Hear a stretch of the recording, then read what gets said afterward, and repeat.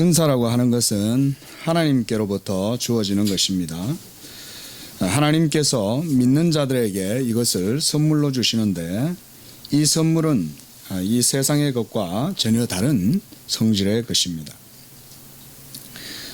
하나님께서 성도에게 주시는 은사와 선물들은 그리고 그 자체로 탁월한 특성을 가지고 있습니다.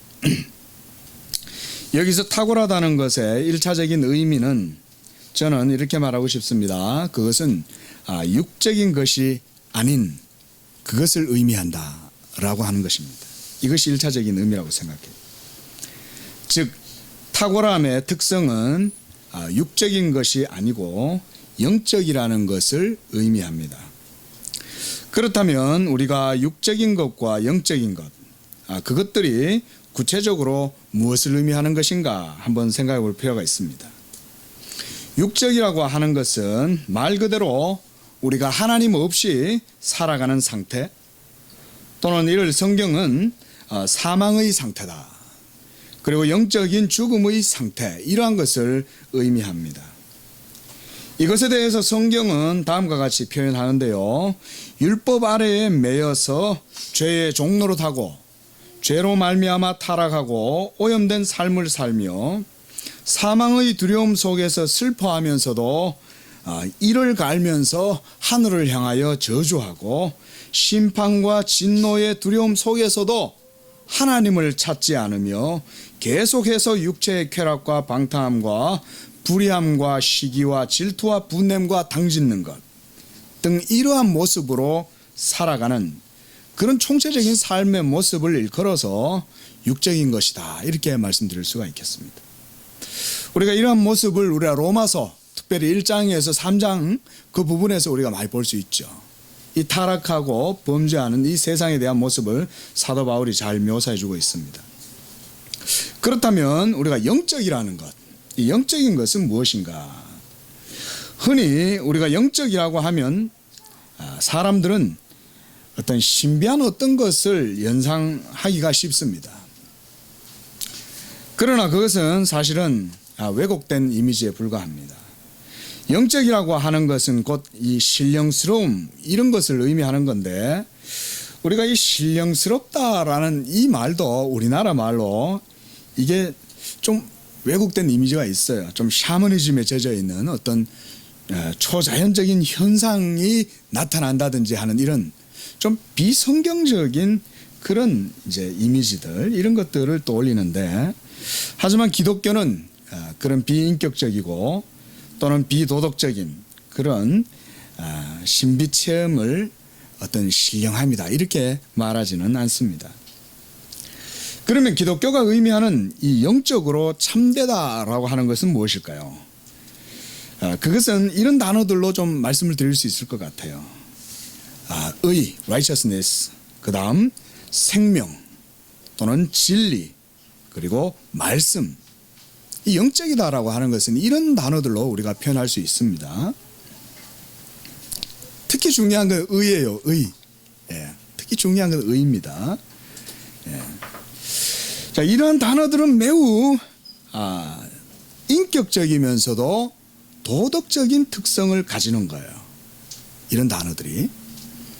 그리고 동시에 이런 단어들은 또한 언약적인 관계를 표상하게 해줘요.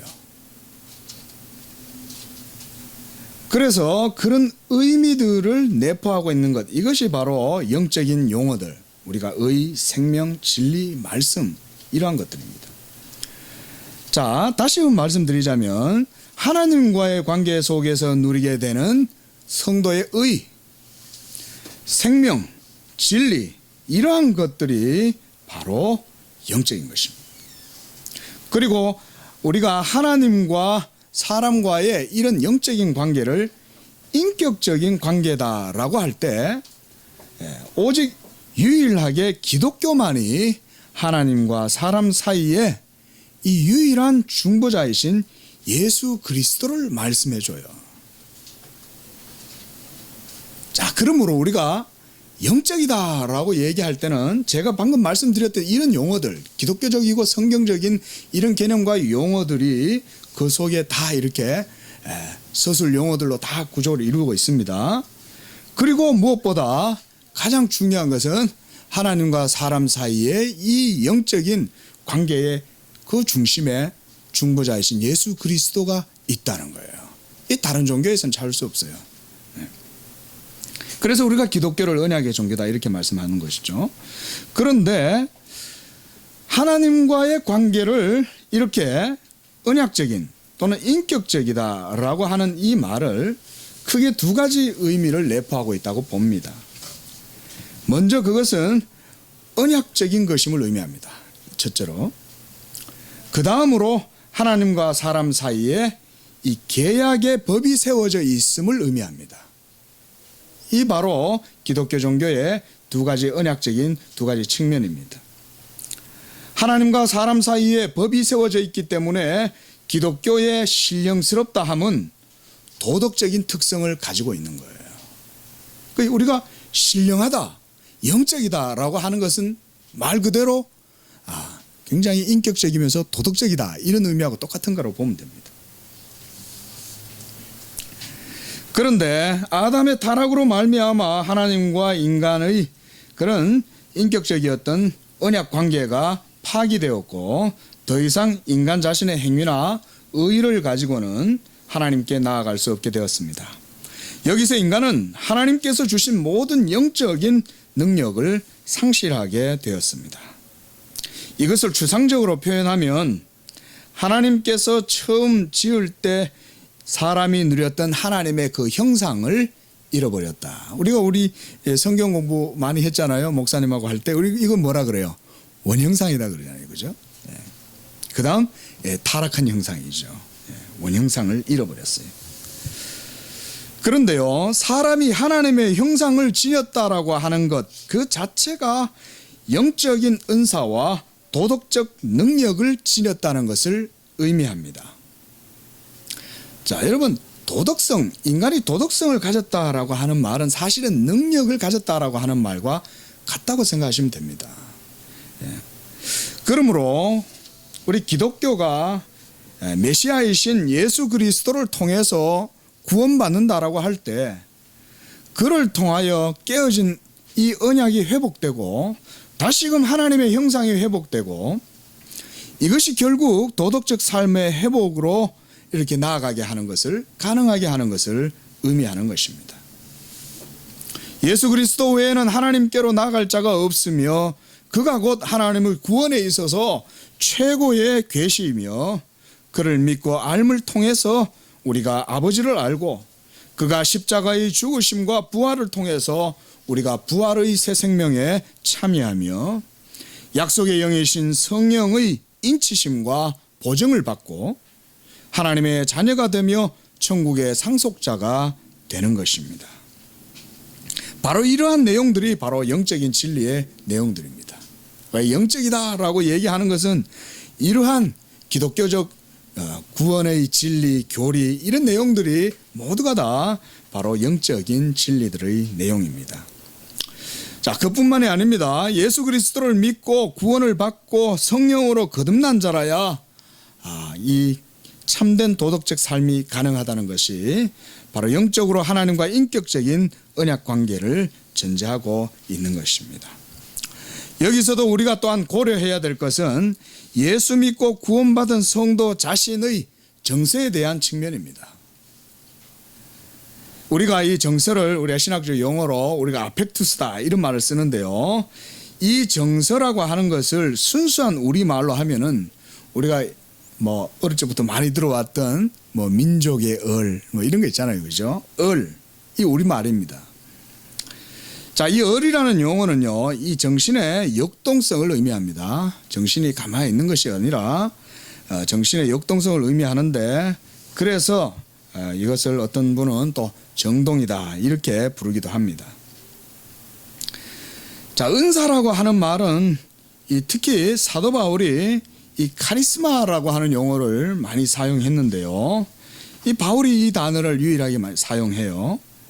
바울이 이 신령한 하나님의 은혜의 선물들의 다양한 가치와 의미를 이 카리스마라고 하는 말로 묶어서 표현할 때 그가 말하는 이 은사라고 하는 것의 의미, 이게 무엇일까? 조금 오늘 본문을 통해서 우리가 조금 더 생각을 해봤으면 좋겠습니다. 오늘 우리가 본 이 야고보 사도의 이 말씀, 야고보 사도는 신령한 하나님의 은사와 선물들이 다 위로부터 빛들어 아버지께로부터 내려온다, 이렇게 말씀했는데, 이러한 야고보 사도의 표현은 매우 사실은 의미심장하고 특징적인 그런 문학적 표현이라고 볼 수가 있습니다. 먼저 은사라고 하는 것은 곧 영적인 것임을 의미하는 것입니다. 앞서 말씀드렸듯이 영적이라고 하는 것은 곧 인격적이고 도덕적인 이런 언약적 사건을 의미한다고 말씀드렸는데요. 하나님과의 관계 그 자체는 이처럼 인격적이며 계약의 법을 따르는 것이므로 도덕적인 특성을 가집니다. 그러므로 신령하다는 것은 곧 성도가 하나님의 말씀을 받고 이로써 믿음으로 하나님을 알며 그와 동행하며 그의 뜻을 행하는 삶을 살아가는 것을 의미하는 것입니다. 이것을 우리가 영적인 것이다, 이렇게 말합니다. 그리고 바로 우리가 여기에서 우리가 감화, 이 감화에 대해서도 우리가 여기서 말씀을 좀 드려야 됩니다. 우리가 요즘 목사님을 통해서 이거 많이 배우는데요, 우리가 페르수아시오라고 하는 이런 단어로 우리가 감화를 말합니다. 여기에서 이제 이 감화라는 단어를 우리가 좀 떠올려 봐야 됩니다. 성도가 하나님과의 인격적인 관계 속에서 그와 동행할 때 성도는 성령의 내주와 임재를 통해서 그렇게 이루어지는데요. 성령이 믿는 자 안에 거하실 때에 믿는 자 자신 안에 형성되는 정서나 이 정서가 거듭나기 이전의 의식의 상태나 율법 아래에 매여 죄의 종노릇하고 악령의 세력에 억눌려 있을 때의 상태와는 이 비교할 수 없는 그런 싱그러움과 달콤함을 가져다 주는 것입니다. 그게 바로 성령의 내주로 말미암는 감화의 상태예요. 무엇보다 이러한 내적 감화의 상태를 통해서 성도의 의식은 밝은 빛으로 가득한 상태가 됩니다. 밝은 빛. 오늘 이 본문 말씀에서 그와 같이 말씀하고 있죠. 온갖 좋은 은사와 선물이 다 위로부터 빛들의 아버지께로부터 내려온다 그랬습니다. 이 표현을 여러분 우리가 어떻게 이해하면 좋을까요? 바깥에 보이는 이런 빛이 어떤 물리적인 이런 빛이 우리에게 주어지는 것, 그것을 얘기합니까? 아니죠. 이 빛은 내적인 영적인 빛을 의미합니다. 그러면 이 영적인 빛이라고 하는 것이 사실은 굉장히 추상적인 이런 의미로 다가올 수 있지만, 사실 우리 기독교에서 말하는 성경적인 이런 내적 빛, 감화, 이런 것은 사실은 그 안에 아주 논리적이고 정치한 이런 진리, 교리의 논리가 있습니다. 네. 위로부터 내리는 이 빛살 가득한 얼의 상태에 머무르는 바로 그 성도의 내적 상태. 그는 사실은 생명을 담고 있기 때문에 아무것도 하고 있지 않아도 그 자체로 생명의 향기가 드러나며 의의 능력을 드러내는 존재가 되었어요. 이게 살아있는 거예요. 제가 예전에 이제 장자 글 같은 거 한번 읽을 기회가 있었는데, 이 돼지가 잠을 자는데 새끼들이 막 이렇게 그 어미의 젖을 막 빨아먹어요. 그런데 어느 날 이 어미 돼지가 죽었어요. 그 돼지 새끼들이 그날도 그냥 막 어미 젖을 먹으려고 막 달려 들어가지고 막 어미 젖을 핥으면서 막 젖을 빨고 있는데, 갑자기 돼지 새끼들이 다 놀라서 그 어미에게서 도망을 쳐요. 이게 장자에 나오는 얘기인데요. 자, 뭐 그런 의미보다는요, 생명은 가만히 있어도 알아요. 생명은 움직이지 않아도 압니다. 우리 그리스도인이 그리스도의 영으로 말미암아 거듭나서 그리스도의 생명 안에 거한다면, 그가 특별히 다른 어떤 것을 행하지 않아도 이미 그 생명에서부터 나는 향기가 다른 사람에게 알게 됩니다. 전도서 8장 1절에 독특한 말씀이 있어요. 이렇게 말씀합니다. 누가 지혜자와 같으며 누가 사물의 이치를 아는 자이냐. 사람의 지혜는 그의 얼굴에 광채가 나게 하나니 그의 얼굴의 사나운 것이 변하느니라 그랬습니다. 사람의 지혜는 그의 얼굴에 광채가 나게 합니다. 얼이 바뀌어요. 정신이 그러면 그 사람의 얼굴이 밖으로 드러나요. 예. 오늘 본문에서 사도는 온갖 좋은 은사와 선물이 빛들의 아버지께로부터 온다고 했습니다. 여기에서 이 빛들 곧 이 사람의 의식에 환하게 비추는 그런 정감들, 우리는 여기서 빛을 그저 추상적인 것으로만 이해해서는 안 됩니다. 성경에서 말씀하는 빛은 그저 물리적인 어두움을 비치는 그런 물리적 빛이 아니라 영적인 빛, 곧 성령께서 죄인의 어두운 마음을 환하게 비추는 영적인 빛을 의미합니다. 이 빛은 그 안에서 다양한 의식의 내용들이 전달됩니다. 빛을 통해서. 그것이 곧 하나님의 진리의 지식, 진리의 말씀입니다. 그렇다면 성도 안에서 성령은 어떤 일을 하십니까? 그분은 진리의 영이시요 진리의 영이신 성령은 곧 지혜의 말씀을 의미합니다. 그러므로 그리스도의 영이 죄인에게로 찾아오시면 죄인은 하나님을 의식하게 됩니다. 더럽고 타락하고 죄로 말미암아 오염되었던 죄인이 하나님을 의식하게 될 때에 그는 진리의 말씀, 즉 예수 그리스도의 진리를 인식하게 되는데, 이것을 사도 바울은 에베소서에서 지혜와 계시의 영을 너희에게 주사 이렇게 말씀했습니다. 이렇게 될 때에 비로소 그가 하나님의 불가항력적인 은혜 가운데에서 예수 그리스도가 나의 주시오 나의 하나님이시오라고 하는 고백을 하게 되며, 그것을 통해서 자신에게 찾아오신 하나님으로 인하여 그가 새로운 의식을 발견하게 되는 것입니다. 기독교의 진리는 곧 삼일체 하나님 자신이십니다. 그러나 하나님께서 죄인에게 찾아오실 때는 중보자 없이는 다가오시질 않습니다.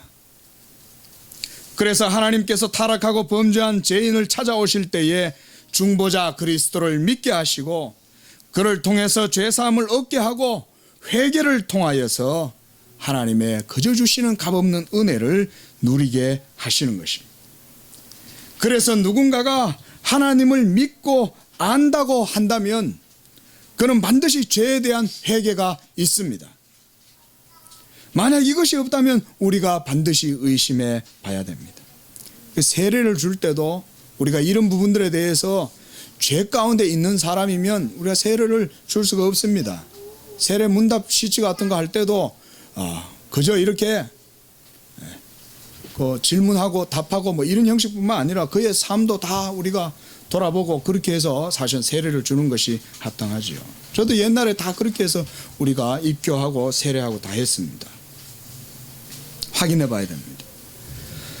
또한 예수 그리스도를 아는 지식 없이 하나님을 알 수 있다고 말하는 모든 종교적인 표현과 주장들에 대해서도 성경은 안티그리스도다 그렇게 말해요. 그런 것은 지금 죄 가운데 있다면 우리가 빨리 빛으로 나아가야 됩니다. 돌이켜야 됩니다. 하나님의 얼굴의 빛을 구하고 그분께로 나아가야 되지, 빛을 미워하는 상태로 계속 거하면서 그렇게 하면 결국은 본인의 얼굴에 이 죄의 그림자가 드리워지게 됩니다. 아까 전도서 8장 1절에서 말씀하신 것처럼 죄 가운데 거하면 얼굴이 죄인의 얼굴로 바뀌어요. 예. 이처럼 성령의 내적 감화, 페르수아시오, 이러한 상태를 통해서 믿는 자는 밝고 명랑한 의식의 빛 가운데 거하며 이때 도덕적 성품이 함양됩니다. 그리고 빛 가운데서 거룩한 삶을 살아가게 됩니다. 이러한 사람은 신비주의자가 되지 않습니다. 신비 그 자체이신 하나님의 말씀을 믿음으로 알고 참된 지혜가 무엇이며 영적인 진리가 무엇인지 알게 되는 뚜렷한 확신의 상태에 머물게 됩니다. 그래서 선악에 대한 판단 의식도 이때가 되어서야 비로소 바르게 서게 됩니다. 여러분, 거듭나지 못한 사람은 선과 악에 대한 판단 능력이 없습니다. 좀 철학적인 표현 같지만 사실은 성경이 이렇게 말씀해요. 사도 바울은 뭐라 그래요? 성도가 세상과 천사도 판단할 것이 아니냐 이렇게 말씀했어요. 그건 뭐냐면 성도가 그만큼 하나님의 진리에 속해 있어서 진리의 편에 서 있는 사람은 하나님의 말씀에 서 있기 때문에 선과 악에 대한 이 영적인 분별력을 가지고 있다는 말씀이에요. 그래서 사도는 이것을 일컬어서 온갖 좋은 선물과 은사가 주어졌다 이렇게 말씀합니다. 위로부터 내려오는 빛나는 진리가 우리 마음에 가득히 부은 바 되는 이것을 바로 성령의 내적 감화다 이렇게 말씀을 드립니다. 우리 웨스트민스터에 리처드 게핀이라는 신학자가 계셨는데 그분이 은사를 이러한 측면에서 이 인격적이며 삼위일체 하나님의 구속의 열매로 이 은사를 표현했어요. 은사를 우리가 소위 오순절이나 뭐 성결교나 이런 계통에서 막 신비주의적인 어떤 은사주의자들이 그런 은사들은 사실은 성경적인 균형을 갖지 못하잖아요. 어떤 외적인 은사에만 너무 치중하고 그러다 보니까 신비주의나 그러다 보니까 또 성경적 삶에 대한 이해도 없고 성화에 대한 바른 이해도 없어서 신학적으로 여러 가지 부재한 그런 문제들을 많이 나왔는데요. 외적이고 표면적인 은사만 강조해서 구속의 은혜와 삶을 분리시키지 않는 그런 균형된 은사에 대한 이해가 우리가 그래서 필요한 겁니다. 성도는 하나님께로부터 내려오는 은사를 빛 가운데서 받습니다. 이처럼 빛 가운데에서 가장 좋은 은사들, 선물을 받을 때에 영적인 부요함과 달콤한 은혜를 누리게 되는데 이 모든 것은 삼위일체 하나님에게서 주어지는 것입니다. 성도가 누리는 하나님의 은사, 감화, 이것은 바로 삼위일체 하나님의 은혜 가운데에서 주어지게 되는 거예요. 바로 여기에서 성부 하나님은 진리의 빛을 우리의 마음에 비추어 주시는데 이 빛은 예수 그리스도의 진리의 빛, 말씀 그 자체입니다. 그러므로 아버지께서 성도에게 주시는 이 선물이라고 하면 곧 아들 자신 이 로고스의 빛을 의미하는 거예요. 정말 영적인 말씀이죠. 이 빛은 영적인 빛인데 추상적인 것에만 머물지 않고 그저 관념적인 것이 아니라 그 빛 자체가 그리스도의 진리의 의식을 우리 마음속에 환하게 비추어 주시고 성령께서 우리 마음에 그 말씀으로 인한 감화를 일으켜서 그 말씀의 달콤함도 맛보게 하고 그것으로 인하여 성도의 영혼이 위로와 안식과 평안을 누리게 하고 이런 것이 바로 진리의 빛입니다. 이처럼 성령께서 우리 마음에 하나님의 사랑을 부어주시는데 진리에 대한 지식의 감화와 확신으로 성도가 믿음으로 이것을 받게 하시는 거예요. 우리가 여기에 이르기 위해서 하나님의 말씀을 많이 배우고 공부하고 그리스도를 아는 지식을 굳게 붙들어야 됩니다. 예. 그게 바로 우리가 이런 믿음 가운데 있어요. 지식과 감화, 확신 가운데. 예. 로마서 5장 5절 말씀을 보니까 이러한 은혜, 진리의 빛을 우리의 마음에 비추는 성령에 대해서 말씀합니다. 성령으로 말미암아 하나님의 사랑이 우리 마음에 부은 바 되었다. 여기에서는 또 하나님의 사랑을 우리 마음에 부어주셨다 그랬어요. 그 빛은 또한 사랑인 거예요. 그 빛이 말씀이니 또한 우리에게 사랑인 것이죠. 그러므로 우리가 굳이 개혁주의의 은사의 원리다 이렇게 말씀드리자면 삼일체 하나님의 구속사적 원리와 동떨어져서 이루어지는 어떤 현상이 아니에요. 하나님 자신이 진리이시고 삼위일체 하나님 안에서 이 구속의 은혜와 열매가 우리에게 성령을 통하여 은사로 주어지는 것입니다. 이 게핀 박사님이 그렇게 말했어요. 게핀 박사의 말대로 성도의 삶 자체가 이와 같이 은사적 삶이 되는 거예요. 그 은사하고 삶이 떨어질 수 없습니다. 그리고 그 은사는 인격적이고 도덕적인 하나님의 은혜 가운데서 성도가 누리는 거예요. 그러므로 성도에게 주신 이 은사의 탁월함이라고 하는 것은 그 자체로 영적인 탁월함을 의미하는 것입니다. 성도가 이 탁월함을 선물로 받아 누리고 삶을 살아가는 것입니다. 탁월함은 곧 삼위일체 하나님 안에서 누리게 되는 은사요, 이러한 성도의 삶과 의식 안에는 진리에 대한 인식과 그 지식의 감화를 통한 확신이 수반됩니다. 이렇게 믿음의 세 가지 요소가 은혜로 주어지며 곧 지식과 감화와 확신이 우리 가운데 주어지는 것입니다. 성도가 빛 가운데 걸어갈 때에 이러한 빛이 항상 성도를 둘러 비치고 위로부터 내리는 이 빛이 항상 성령을 통하여 성도에게 주어질 때에 죄악된 세상, 혼돈과 모순과 악순환의 고리가 가득한 이 세상 가운데에서도 세상이 알 수 없는 평안과 위로를 성도는 위로부터 받고 살아가는 거예요. 이 세상이 알 수 없다 그랬어요. 성령으로 거듭나지 않는 사람은 이것은 맛을 알 수 없어요. 그게 무슨 맛이다라고 아무리 조목조목 설명을 해줘도 알 수 없어요. 그것이 그 성도 자신의 것이 되기 전에는 그걸 알 수가 없습니다. 그러나 하늘의 비밀을 간직한 성도는 그것을 압니다. 그리스도 안에서 하나님께서 생명의 영으로 우리에게 주셔서 하나님 아버지의 사랑을 깨닫게 하고 하늘의 가득한 빛으로 나를 둘러싸고 내 안에 가득하게 하셔서 그것으로 하늘의 위로를 삼아서 성도가 삶을 살아가는 것입니다. 또한 성도에게 주신 은사의 탁월함은 또 이런 측면이 있습니다. 율법의 모든 정죄와 두려움을 이기는 탁월함입니다. 이것은 그리스도를 믿음을 통해서 얻게 되는 것입니다.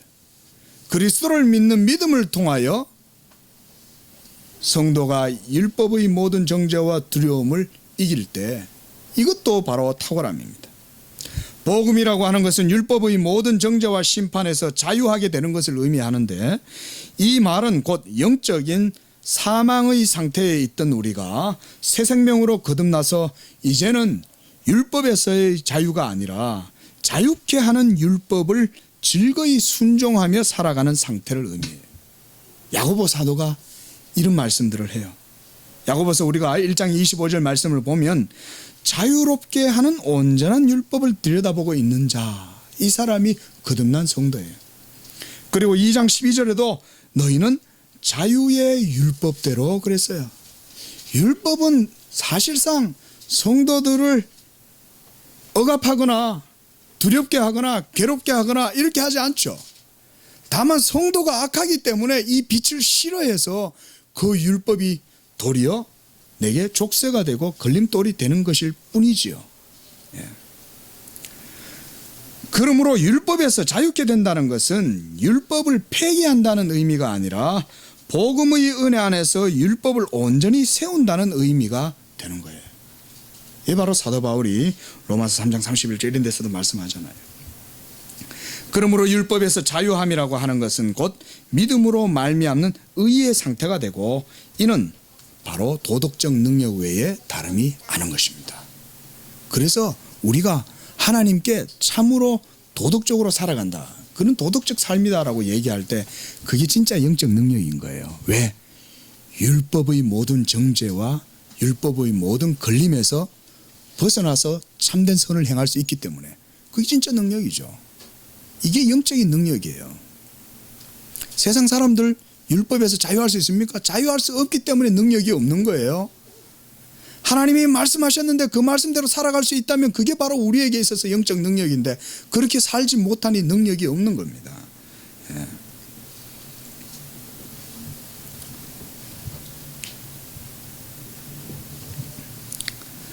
여러분, 우리의 현실이라고 하는 것을 한번 생각을 해보십시오. 사람이 살아가는 그 현실, 우리가 이것을 인간의 실존이라고 의미하는데, 인간의 실존이라고 하는 이 말이 단어는 거창한 것 같아도 사실 그 안에는 뭐가 있습니까? 사망의 슬픔과 저주와 심판의 두려움에 사로잡혀서 그 아래에서 종의 멍에를 메고 살아가는 것, 이게 사실 인간의 실존 아닙니까? 뭐 실존 이러니까 그 멋있는 어떤 게 있습니까? 그런 거 아니잖아요. 바로 이러한 상태를 이기고 극복하며 그것을 초월하여 십자가의 승리를 누리는 것. 바로 이것이야말로 최고의 탁월함입니다. 최고의 탁월함. 이런 것 속에서 하나님께서 성령을 통하여 우리에게 자유함으로 성도의 삶을 허락하고 성도의 모든 삶 속에서 이 은사가 나타나서 발휘되도록 하시는 거예요. 성령께서 이것을 각각 조율하시고 각각 개별적으로 독특하게 개인의 인격에 맞춰서 주시기 때문에 여러분 하나님께서 각 사람의 은혜와 믿음의 분량대로 이 은사를 허락하시는 것을 우리가 믿어야 됩니다. 2000년 전에 사도행전에는 보니까 막 은사가 많이 나타나고 막 놀라운 일들 많이 일어나던데요. 아닙니다. 오늘날은 하나님께서 특히 성령께서 그렇게 교회의 일들을 이루어 나가실 때 가장 필요하니까 적절하게 하시는 거예요. 성령은 넘치게도 안 하세요. 과하게 막 하면 다 기도원 원장 되게요. 여러분 기도원 원장 만나보셨어요? 23일 26일 금식하고도 여자 원장이 남자들처럼 들통지고 막 기도원 짓고 그런다는 거예요. 다 그러면 어떡하겠어요? 정상적 삶은 못 살죠. 하나님께서는 적절하게 하십니다. 마지막으로요, 저는 이 말씀을 드리고 말씀을 마치려고 합니다. 마지막으로 은사의 탁월함을 말하면서요, 이 구원의 은혜의 선물이 삼위일체 하나님께로부터 이 구속사적으로 주어지는 것임을 말씀드리고 마치려고 합니다. 우리의 모든 은혜는 진리로 말미암아 주어지는 것입니다. 기독교의 구원은 삼위일체 하나님의 단독적인 사역으로 이루어집니다. 하나님 한 분만이 유일한 구원자이십니다. 이 구원이 바로 우리 죄인들에게 주어질 때에 성도는 그 구원을 삼위일체 하나님의 동사 가운데에서 누리게 됩니다. 이것이 개혁주의의 구원론에 있어서 이 신론의 중요성입니다. 삼위일체 하나님이 바로 우리의 구속주입니다. 하나님의 구속사역은 삼위일체 하나님이 경륜 가운데에서 이와 같이 이루어집니다. 성부 하나님의 선택과 작정이 있고 아들의 구속 성취가 있으며 성령의 효과적 적용이 있습니다. 여기에서 아들은 아버지의 선택하신 자, 곧 영원 전부터 아들에게 주신 자들을 위한 모든 구속을 성취하십니다. 그리고 성령께서는 아버지께서 인치신 자가 누구인지 아들 안에서 모두 아십니다. 그리고 성령께서는 아들께서 이루신 그 모든 의를 택자들이 누릴 수 있도록 그들 안에서 이 진리의 역사를 효과적으로 이루세요. 그래서 우리가 삼위일체 하나님 안에서 이 은사의 탁월함을 말할 수밖에 없는 거예요. 하나님의 은사, 성령으로 말미암아 우리에게 주어진 이 하늘의 신령한 은혜들, 이것들은 모두가 다 이와 같이 삼위일체 하나님의 구속의 경륜 가운데 우리에게 주어지는 것입니다. 저는 오늘 막 거창하게 은사의 탁월함이다 이런 제목으로 말씀을 드렸습니다. 이 은사 바로 예수 그리스도로 말미암아 우리에게 주신 하나님의 모든 선물입니다. 이와 같은 빛이 우리 안에 있기 때문에 우리가 항상 이 빛 가운데에서 감화되고 그리고 그 확신 속에서 믿음과 승리의 삶을 살아갈 수 있는 것입니다. 기도하겠습니다. 살아계신 하나님 아버지, 빛이신 주께서 모든 세계에 빛이 있으라 말씀하시고 또 그 빛을 우리 사람의 마음에 비추셔서 우리로 하여금 생명을 누리게 하심을 인하여 감사를 드립니다.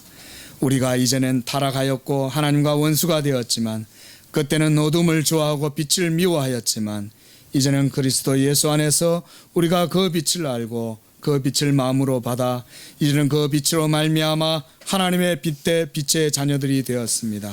하나님, 우리 성도들 이와 같이 항상 그 빛 가운데 거하면서 하나님 주신 그 빛으로 말미암아 늘 즐거워하고 기뻐하고 그로 말미암아 이 세상 가운데에서도 빛의 자녀로서 탁월한 삶을 살아가는 복된 성도들 되게 도와주시옵소서. 거룩하신 예수님의 이름으로 기도합니다. 아멘.